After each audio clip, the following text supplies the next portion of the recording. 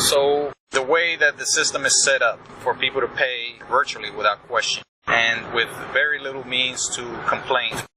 Try to complain to the power company if you have done so, like I have several times. And you will quickly find out that the system is set up for you to just bog off, to just buzz off, to go away, to shut up, and just behave. If you call to complain about overcharges, the first thing they're going to tell you is that you haven't been overcharged. They'll fight you. They'll try to fight it off, whether they have any evidence or not. They'll try to tell you it's you using the power that they're charging you is the right amount of power that you've been using, that you should be the one trying to save energy. They'll give you all these little tips of how to save power, how to save energy, and this and that. When in reality, a very good amount of the time, it's not anyone's power usage habits. It's them and their rates and them overcharging you. Because I myself have tried to save massive amounts of power, have disconnected all kinds of appliances. I have shut off all kinds of air conditioning units for months on end. And guess what? My power bill didn't substantially change. It stayed the same in many cases, and in some cases even it went up. I shit you not. And I call to tell them about it, and they say the same thing. You should try to cut back on the power that you use. You're using the power that we are charging you. And, you know, they always, like robots, give you the same story. It's like they're reading from a script.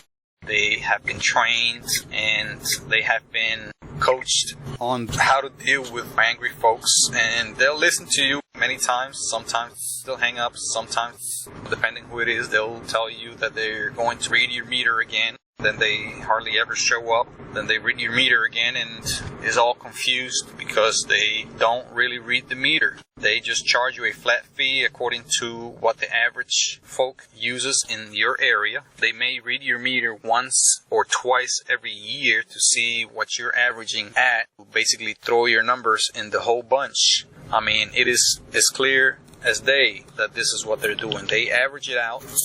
And I want to say they have even confessed to this. They have even admitted this, that to keep the power rates down, they need everyone chipping in, paying in. This is a type of communal sharing of the pot. Everyone chips in and everyone gets a little bit of power. And in the process, some may overpay, some may underpay, especially the rich and powerful. I believe wholeheartedly that they are underpaying because they are the biggest power hogs. They have the biggest homes, and I guarantee you they do not pay the same percentage as the smaller homes, especially the middle class homes, the working class, and the working poor people's homes. When I say percentage, the percentage is different from the amount, right? When you have a home, a household that brings in $2,000 every month, and they pay $200 every month out of that check, they're paying 10% of their income to the power company. And when you have a rich person's home bringing in, let's say, $10,000 in 1 month, which is very common for higher income folks, and they pay, let's say they pay $500 out of those $10,000, that's only 5% of their income for that month. So they're sticking it to the little guy big time. Because that big home, that huge home with many, many acres of land and many power-hungry devices and stuff inside is only paying twice as much as the very little small person, while their income is about 5 times as large as the little person, the poor person.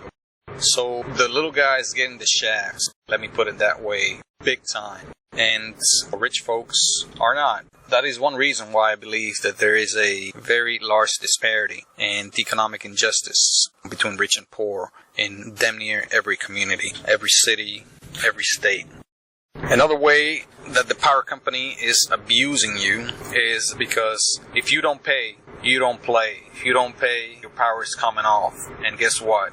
You are mandated to have that power on, or your house runs the risk and will most likely be considered uninhabitable by the city, by the county. So, in effect, you are, by law, obligated to have and pay for power. You cannot just say, no, I'm sorry, I can't pay for it. Shut it off. I'll live without it. No. Your place of dwelling somehow is considered uninhabitable without power.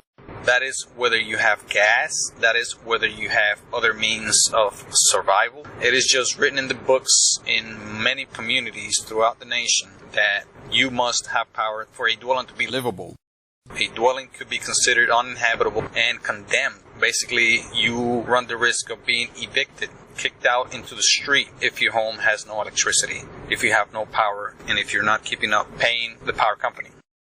How much sense does that make to anyone with half a brain, where the governments rather have you in the streets, you and your family, kids and all, than have you in a home without electricity because you cannot afford it, because you feel like the power company is taking advantage of you, taking you for a ride. The power company is abusing you, using you, and pulling you around. And the city and state, the county government, whatever it is that looks over your property, rather side with the power company and team up with them, high five, and gang up against you and boot you out of the house to teach everyone around you a lesson and to use you as a scapegoat and as an example, and to show everyone that they must pay or suffer the consequences.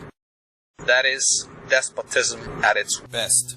If that is not modern day slavery, I don't know what is. When the city and state and county governments collude to basically make you pay for your power. I don't care if it's $250, $300, $350, $400, $450. I've seen people pay for their power, and this is people of low income, low to lower middle income. I'm not even talking about people with money paying this much for their power. That is a huge percentage of their income just flushed down the toilet for power. Yes, power is a service that costs money, but it's nowhere near what most people are being charged for. I guarantee it. And life goes on with the system that we live under, and people seem just to be fine with that.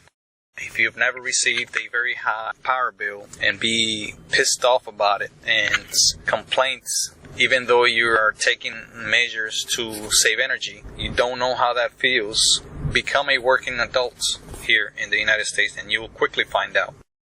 If you haven't experienced that, it's because you're either underage, living under someone else's paycheck, or you are retired, disabled, you have some sort of income from the government that pays for it. You are lucky enough to live in an arrangement where you don't have to worry about that. But if you are one of 80 to 90% of working households, you will experience this. And unless you're again on the top 10 to 20% of the population that they spend only about 5-3% of their income, or even less in some instances, if you make millions, for example, per year, $1 million and up, paying $1,000 a month is nothing to you. Paying $800, $750 a month is nothing to you. It is very low, perhaps 0.5%, 1% of your monthly income. It is potatoes to you. So if you're one of those that is getting charged 10% and up, you feel the pain, you feel the pinch.